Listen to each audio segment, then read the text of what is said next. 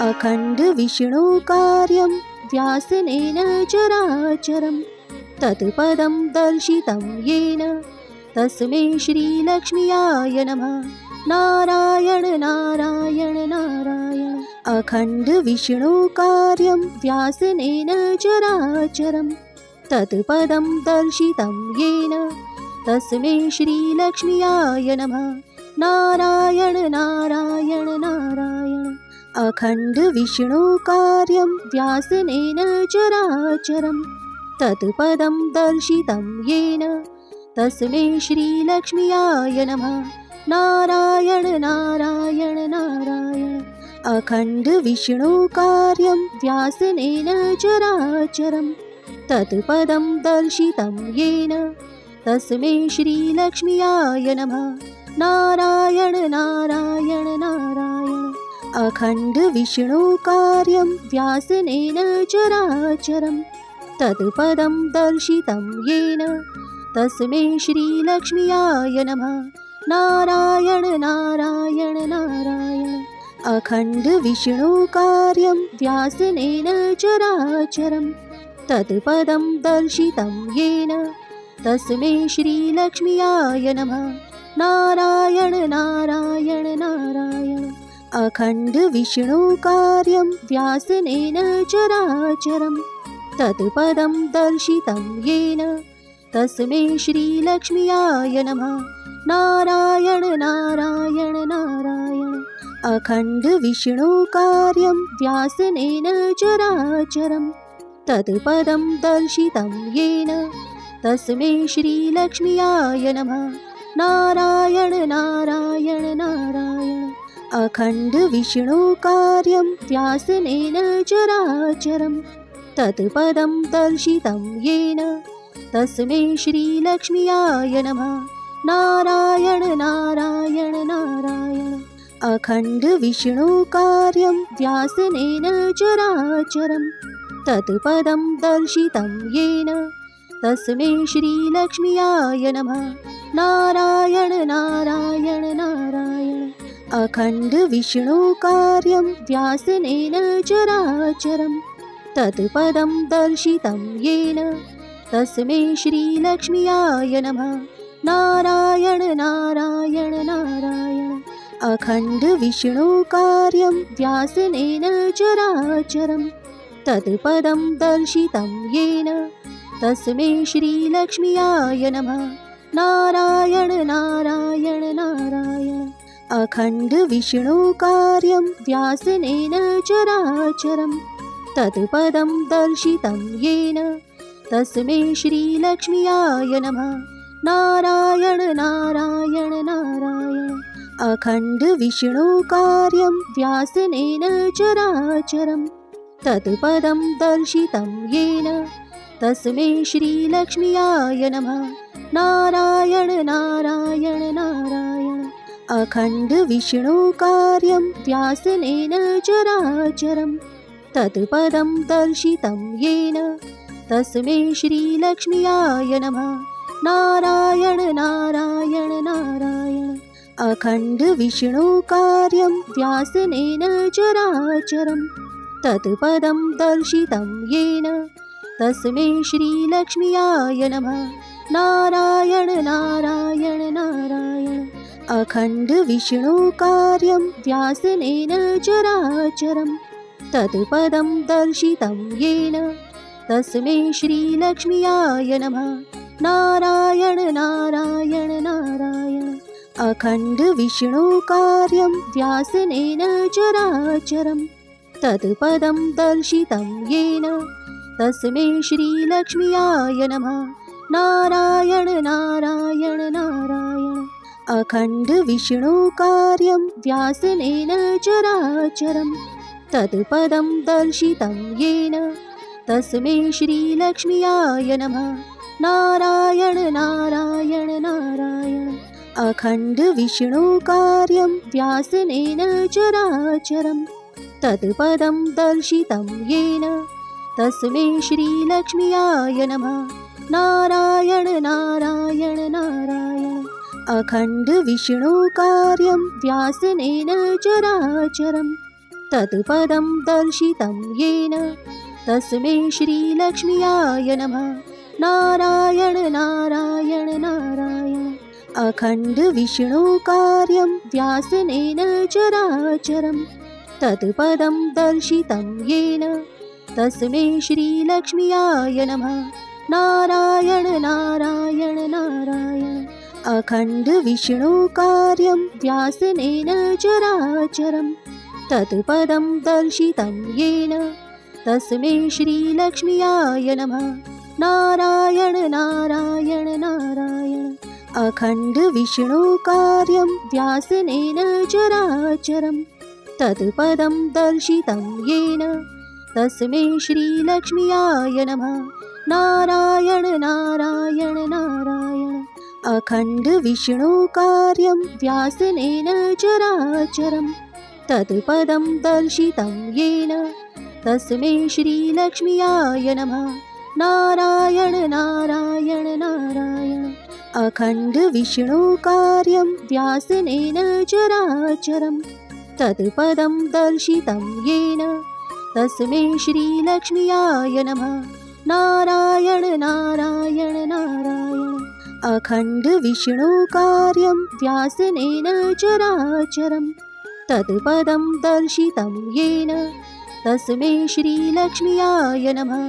नारायण नारायण नारायण अखण्ड विष्णुकार्यं व्यासनेन चराचरं तत्पदं दर्शितं येन तस्मै श्रीलक्ष्म्याय नमः। नारायण नारायण नारायण अखण्ड विष्णुकार्यं व्यासनेन चराचरं तत्पदं दर्शितं येन तस्मै श्रीलक्ष्म्याय नमः। नारायण नारायण नारायण अखण्ड विष्णुकार्यं व्यासनेन चराचरं तत्पदं दर्शितं येन तस्मै श्रीलक्ष्म्याय नमः। नारायण नारायण नारायण अखण्ड विष्णुकार्यं व्यासनेन चराचरं तत्पदं दर्शितं येन तस्मै श्रीलक्ष्म्याय नमः। नारायण नारायण नारायण अखण्ड विष्णुकार्यं व्यासनेन चराचरं तत्पदं दर्शितं येन तस्मै श्रीलक्ष्म्याय नमः। नारायण नारायण नारायण अखण्ड विष्णुकार्यं व्यासनेन चराचरं तत्पदं दर्शितं येन तस्मै श्रीलक्ष्म्याय नमः। नारायण नारायण नारायण अखण्ड विष्णुकार्यं व्यासनेन चराचरं तत्पदं दर्शितं येन तस्मै श्रीलक्ष्म्याय नमः। नारायण नारायण नारायण अखण्ड विष्णुकार्यं व्यासनेन चराचरं तत्पदं दर्शितं येन तस्मै श्रीलक्ष्म्याय नमः।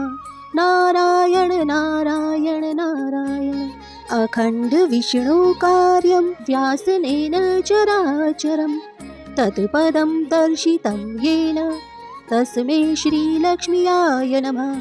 नारायण नारायण नारायण अखण्ड विष्णुकार्यं व्यासनेन चराचरं तत्पदं दर्शितं येन तस्मै श्रीलक्ष्म्याय नमः।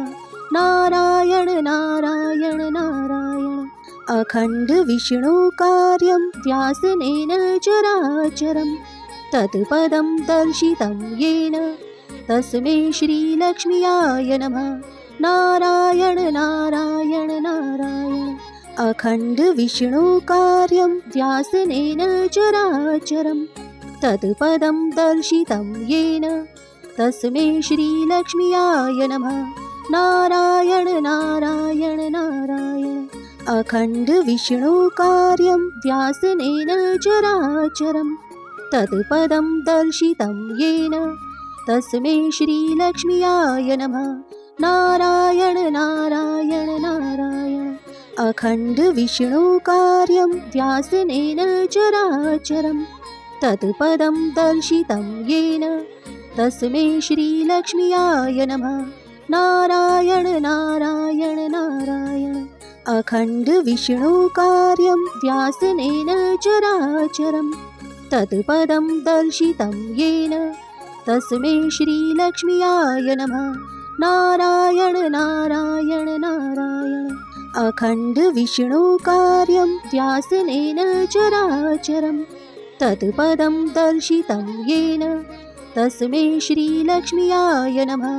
नारायण नारायण नारायण अखंड विष्णु कार्यं व्यासनेन चराचरं तत्पदं दर्शितं येन तस्मै श्रीलक्ष्म्याय नमः।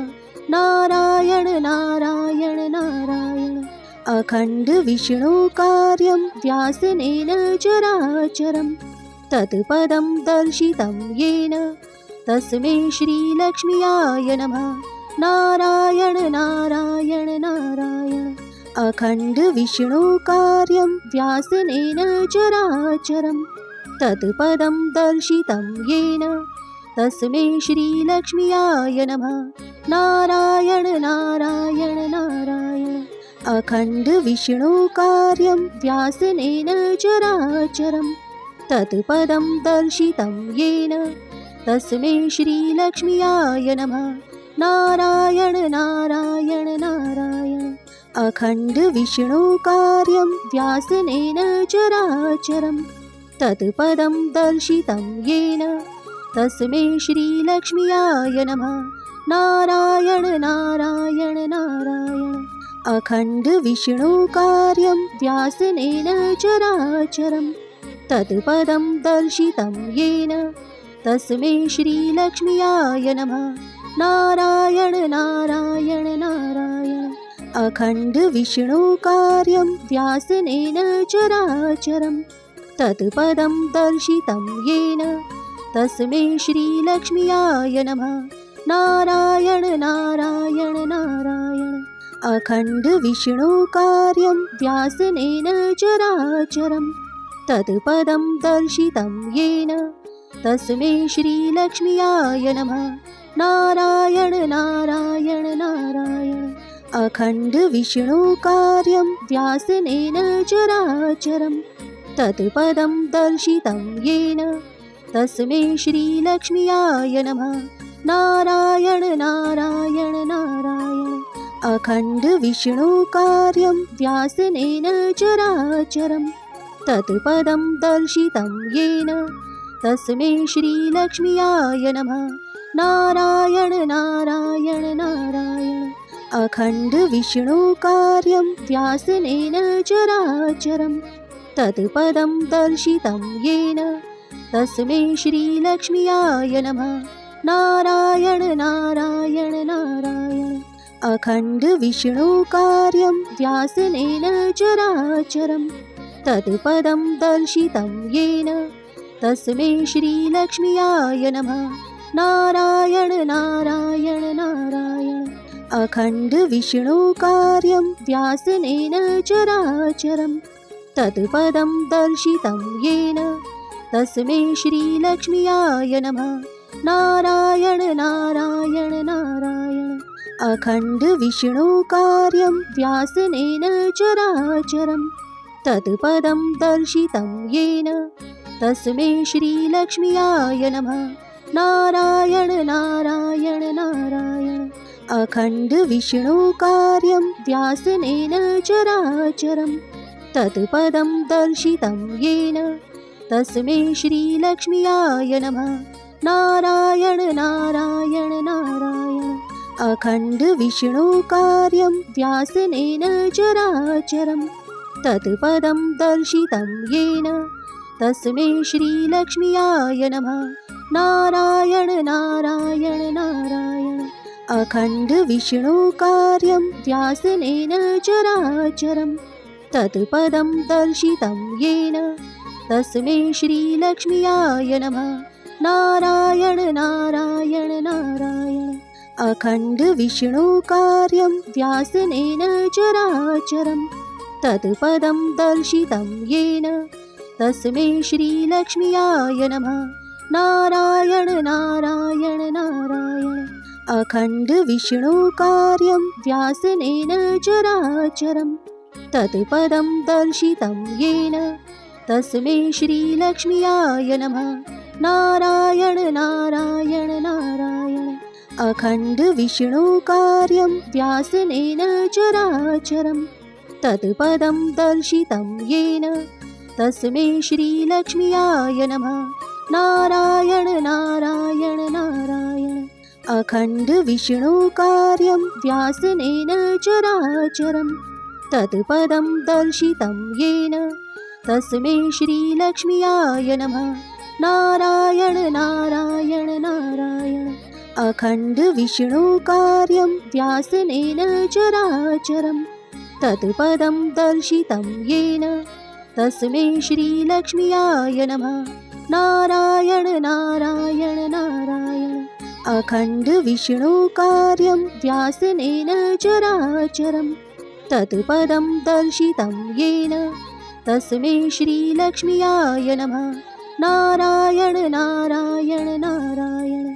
अखण्डविष्णुकार्यं व्यासनेन चराचरं तत्पदं दर्शितं येन तस्मै श्रीलक्ष्म्याय नमः। नारायण नारायण नारायण। अखण्डविष्णुकार्यं व्यासनेन चराचरं तत्पदं दर्शितं येन तस्मै श्रीलक्ष्म्याय नमः। नारायण नारायण नारायण। अखण्डविष्णुकार्यं व्यासनेन चराचरं तत्पदं दर्शितं येन तस्मै श्रीलक्ष्म्याय नमः। नारायण नारायण नारायण। अखण्डविष्णुकार्यं व्यासनेन चराचरं तत्पदं दर्शितं येन तस्मै श्रीलक्ष्म्याय नमः। नारायण नारायण नारायण। अखण्डविष्णुकार्यं व्यासनेन चराचरं तत्पदं दर्शितं येन तस्मै श्रीलक्ष्म्याय नमः। नारायण नारायण नारायण। अखण्डविष्णुकार्यं व्यासनेन चराचरं तत्पदं दर्शितं येन तस्मै श्रीलक्ष्म्याय नमः। नारायण नारायण नारायण। अखण्डविष्णुकार्यं व्यासनेन चराचरं तत्पदं दर्शितं येन तस्मै श्रीलक्ष्म्याय नमः। नारायण नारायण नारायण। अखण्डविष्णुकार्यं व्यासनेन चराचरं तत्पदं दर्शितं येन तस्मै श्रीलक्ष्म्याय नमः। नारायण नारायण नारायण।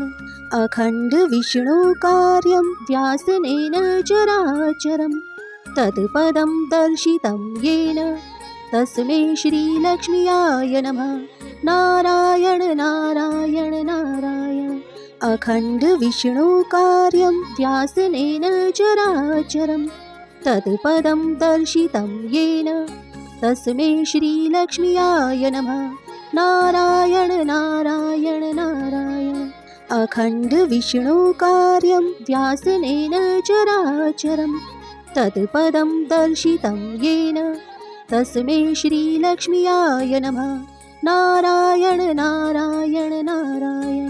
अखण्डविष्णुकार्यं व्यासनेन चराचरं तत्पदं दर्शितं येन तस्मै श्रीलक्ष्म्याय नमः।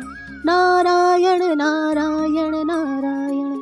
अखण्डविष्णुकार्यं व्यासनेन चराचरं तत्पदं दर्शितं येन तस्मै श्रीलक्ष्म्याय नमः। नारायण नारायण नारायण। अखण्डविष्णुकार्यं व्यासनेन चराचरं तत्पदं दर्शितं येन तस्मै श्रीलक्ष्म्याय नमः। नारायण नारायण नारायण। अखण्डविष्णुकार्यं व्यासनेन चराचरं तत्पदं दर्शितं येन तस्मै श्रीलक्ष्म्याय नमः। नारायण नारायण नारायण। अखण्डविष्णुकार्यं व्यासनेन चराचरं तत्पदं दर्शितं येन तस्मै श्रीलक्ष्म्याय नमः। नारायण नारायण नारायण। अखण्ड विष्णुकार्यं व्यासनेन चराचरं तत्पदं दर्शितं येन तस्मै श्रीलक्ष्म्याय नमः। नारायण नारायण नारायण। अखण्ड विष्णुकार्यं व्यासनेन चराचरं तत्पदं दर्शितं येन तस्मै श्रीलक्ष्म्याय नमः। नारायण नारायण नारायण। अखण्ड विष्णुकार्यं व्यासनेन चराचरं तत्पदं दर्शितं येन तस्मै श्रीलक्ष्म्याय नमः। नारायण नारायण नारायण। अखण्ड विष्णुकार्यं व्यासनेन चराचरं तत्पदं दर्शितं येन तस्मै श्रीलक्ष्म्याय नमः। नारायण नारायण नारायण। अखण्ड विष्णुकार्यं व्यासनेन चराचरं तत्पदं दर्शितं येन तस्मै श्रीलक्ष्म्याय नमः। नारायण नारायण नारायण। अखण्ड विष्णुकार्यं व्यासनेन चराचरं तत्पदं दर्शितं येन तस्मै श्रीलक्ष्म्याय नमः। नारायण नारायण नारायण। अखण्ड विष्णुकार्यं व्यासनेन चराचरं तत्पदं दर्शितं येन तस्मै श्रीलक्ष्म्याय नमः। नारायण नारायण नारायण। अखण्ड विष्णुकार्यं व्यासनेन चराचरं तत्पदं दर्शितं येन तस्मै श्रीलक्ष्म्याय नमः। नारायण नारायण नारायण। अखण्ड विष्णुकार्यं व्यासनेन चराचरं तत्पदं दर्शितं येन तस्मै श्रीलक्ष्म्याय नमः। नारायण नारायण नारायण। अखण्ड विष्णुकार्यं व्यासनेन चराचरं तत्पदं दर्शितं येन तस्मै श्रीलक्ष्म्याय नमः। नारायण नारायण नारायण। अखण्ड विष्णुकार्यं व्यासनेन चराचरं तत्पदं दर्शितं येन तस्मै श्रीलक्ष्म्याय नमः। नारायण नारायण नारायण। अखण्ड विष्णुकार्यं व्यासनेन चराचरं तत्पदं दर्शितं येन तस्मै श्रीलक्ष्म्याय नमः। नारायण नारायण नारायण। अखण्ड विष्णुकार्यं व्यासनेन चराचरं तत्पदं दर्शितं येन तस्मै श्रीलक्ष्म्याय नमः। नारायण नारायण नारायण। अखण्ड विष्णुकार्यं व्यासनेन चराचरं तत्पदं दर्शितं येन तस्मै श्रीलक्ष्म्याय नमः। नारायण नारायण नारायण। अखण्ड विष्णुकार्यं व्यासनेन चराचरं तत्पदं दर्शितं येन तस्मै श्रीलक्ष्म्याय नमः। नारायण नारायण नारायण। अखण्ड विष्णुकार्यं व्यासनेन चराचरं तत्पदं दर्शितं येन तस्मै श्रीलक्ष्म्याय नमः। नारायण नारायण नारायण। अखण्ड विष्णुकार्यं व्यासनेन चराचरं तत्पदं दर्शितं येन तस्मै श्रीलक्ष्म्याय नमः। नारायण नारायण नारायण। अखण्ड विष्णुकार्यं व्यासनेन चराचरं तत्पदं दर्शितं येन तस्मै श्रीलक्ष्म्याय नमः। नारायण नारायण नारायण। अखण्ड विष्णुकार्यं व्यासनेन चराचरं तत्पदं दर्शितं येन तस्मै श्रीलक्ष्म्याय नमः। नारायण नारायण नारायण। अखण्ड विष्णुकार्यं व्यासनेन चराचरं तत्पदं दर्शितं येन तस्मै श्रीलक्ष्म्याय नमः। नारायण नारायण नारायण अखंड विष्णु कार्यं व्यासनेन चराचरं तत्पदं दर्शितं येन तस्मै श्रीलक्ष्म्याय नमः। नारायण नारायण नारायण अखंड विष्णु कार्यं व्यासनेन चराचरं तत्पदं दर्शितं येन तस्मै श्रीलक्ष्म्याय नमः। नारायण नारायण नारायण अखंड विष्णु कार्यं व्यासनेन चराचरं तत्पदं दर्शितं येन तस्मै श्रीलक्ष्म्याय नमः। नारायण नारायण नारायण अखंड विष्णु कार्यं व्यासनेन चराचरं तत्पदं दर्शितं येन तस्मै श्रीलक्ष्म्याय नमः। नारायण नारायण नारायण अखंड विष्णु कार्यं व्यासनेन चराचरं तत्पदं दर्शितं येन तस्मै श्रीलक्ष्म्याय नमः। नारायण नारायण नारायण अखंड विष्णु कार्यं व्यासनेन चराचरं तत्पदं दर्शितं येन तस्मै श्रीलक्ष्म्याय नमः। नारायण नारायण नारायण